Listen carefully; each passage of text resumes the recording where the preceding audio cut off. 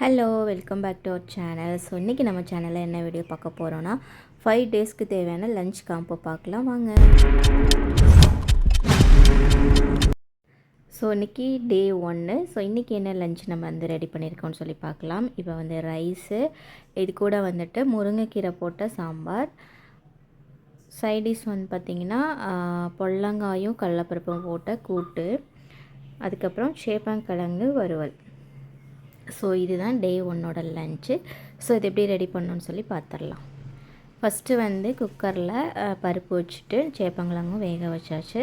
So இப்போ இது வந்ததுக்கப்புறம் மசாலா போட்டுட்டு சேப்பங்கிழங்கு வந்து வறுத்துட்ருக்கேன். அதுக்கப்புறம் நம்ம வந்து முருங்கைக்கீரையை வந்து க்ளீன் பண்ணிக்கலாம். இன்றைக்கி வந்து ஃப்ரெஷ்ஷாக கிடச்சிது முருங்கைக்கீரை. ஸோ அதை தான் வந்து க்ளீன் பண்ணிகிட்ருக்கேன். ஸோ இப்போ அதுக்கு தேவையான வெங்காயம் தக்காளி எல்லாமே போட்டு நல்லா வதக்கியாச்சு. இப்போ நம்ம வந்து க்ளீன் பண்ணி வச்சுருக்க முருங்கைக்கீரையும் சேர்த்துட்டு அது நல்லா கொஞ்சம் வதங்கினதுக்கப்புறம் நம்ம வேக வச்சுருக்க பருப்பு போட்டு அது கூட வந்துட்டு சாம்பார் தூள் போட்டுட்டு நம்ம வந்து சாம்பார் வந்து ரெடி பண்ணிடலாம்.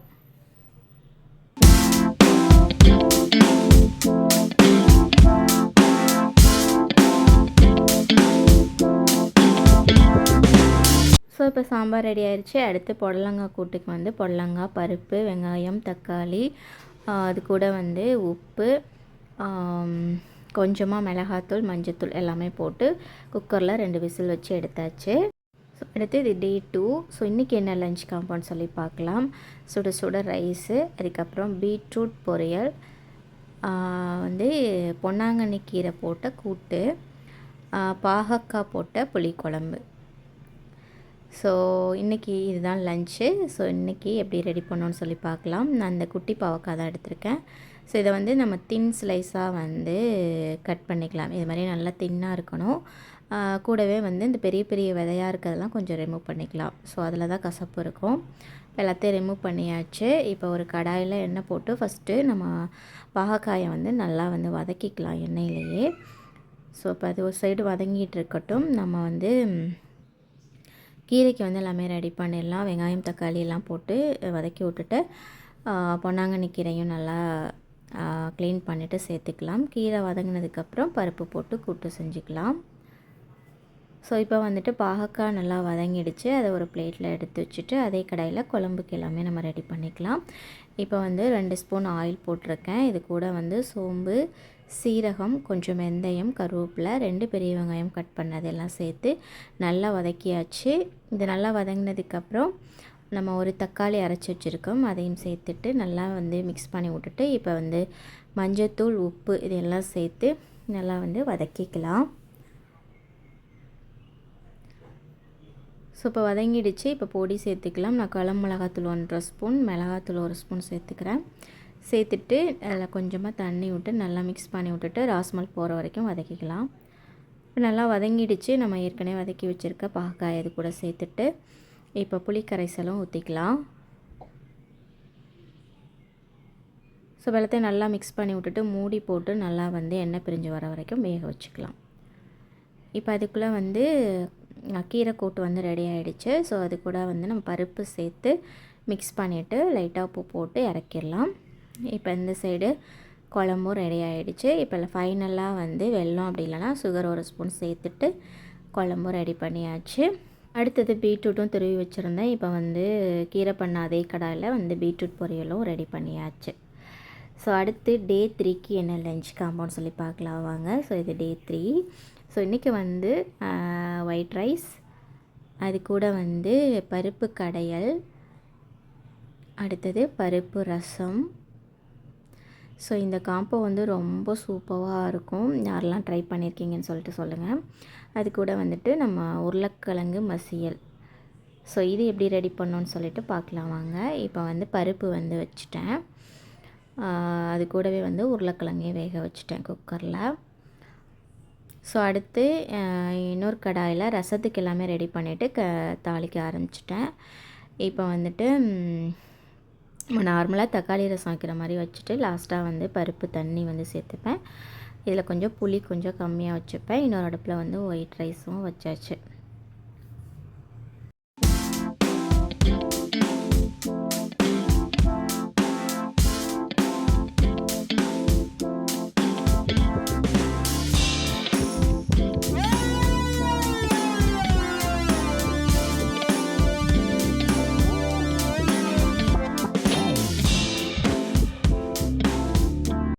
ரசம் வந்து சூப்பராக ரெடி ஆகிடுச்சு. அடுத்து அதே கடாயில் வந்துட்டு நம்ம உருளைக்கிழங்கு மசியலுக்கும் ரெடி பண்ணிடலாம். இப்போ கடுகு, வெங்காயம், கருவேப்பிலை, தக்காளி எல்லாம் போட்டு கொஞ்சம் பெருங்காயம் சேர்த்துட்டு நல்லா வதக்கிட்டு அது வதங்குற கேப்பில் பருப்பில் வந்து கொஞ்சம் உப்பு போட்டு நல்லா மிக்ஸ் பண்ணி அதாவது மசிச்சு வச்சுக்கலாம்.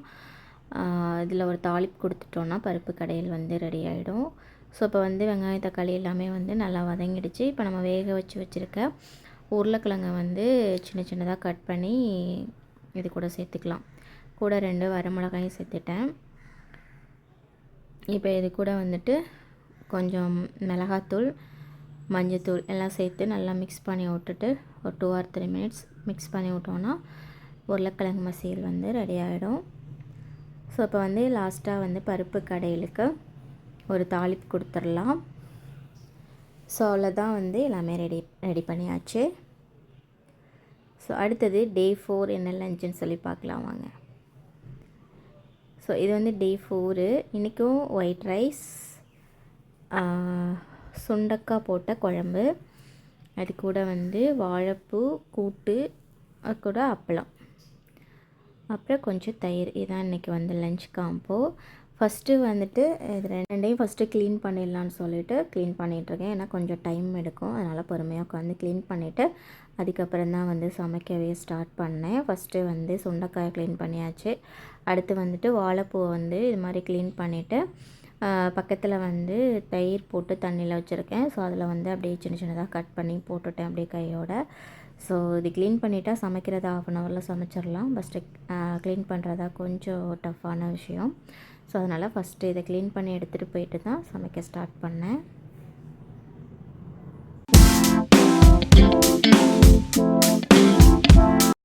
ஸோ இப்போல்லாம் க்ளீன் பண்ணிட்டு வந்தாச்சு. இப்போ வந்து ஃபஸ்ட்டு வாழைப்பூக்கு வந்து வெங்காயம், மிளகாய் எல்லாம் போட்டு தாளிச்சுட்டு உப்பு போட்டு வேக வச்சுருக்கேன். அப்புறம் லாஸ்ட்டாக வந்து கொஞ்சம் பாசிப்பருப்பு போட்டு தேங்காய் துருவல் போட்டு இறக்கிட்டேன். இப்போ வந்து சுண்டக்காய் குழம்புக்கு வந்து அதே மாதிரி வெங்காயம், தக்காளி, பூண்டு எல்லாம் போட்டு வதக்கிட்டு நம்ம க்ளீன் பண்ணி வச்சுருக்க சுண்டக்காய், அப்புறம் புளி கரைசல், மசாலா பொடி எல்லாமே சேர்த்துட்டு அதனால் எண்ணெய் பிரிஞ்சு இறக்க போகிற டைமில் 1 ஸ்பூன் சுகர் சேர்த்துட்டேன். ஸோ இது வந்து டே 5. இன்றைக்கி வந்து வெஜிடபிள் பிரியாணி செஞ்சுட்டு கூடவே வந்து காலிஃப்ளவர் வறுவல் பண்ணியிருக்கேன். காலிஃப்ளவர் 65 பண்ணியாச்சு. அது கூட வந்துட்டு ரைத்தா, அப்புறம் ஒரு எக்கு. ஸோ இதுதான் வந்து டே 5க்கான லஞ்ச் காம்போ. ஸோ இது எப்படி ரெடி பண்ணணுன்னு சொல்லிட்டு பார்க்கலாம். ஃபஸ்ட்டு வந்துட்டு தண்ணி ஒரு அடுப்பில் வச்சுட்டு இன்னொரு அடுப்பில் முட்டையை வேக வச்சுட்டேன். தண்ணி வந்து காலிஃப்ளவருக்கு வச்சுருக்கேன். அது லைட்டாக ஒரு கொதி வந்தோடனே ஆஃப் பண்ணிவிட்டு மசாலா போட்டு வச்சிடலாம். இப்போ வந்துட்டு வெஜிடபிள் பிரியாணிக்கு எல்லா காயும் போட்டு வதக்கி விட்டுட்டேன்.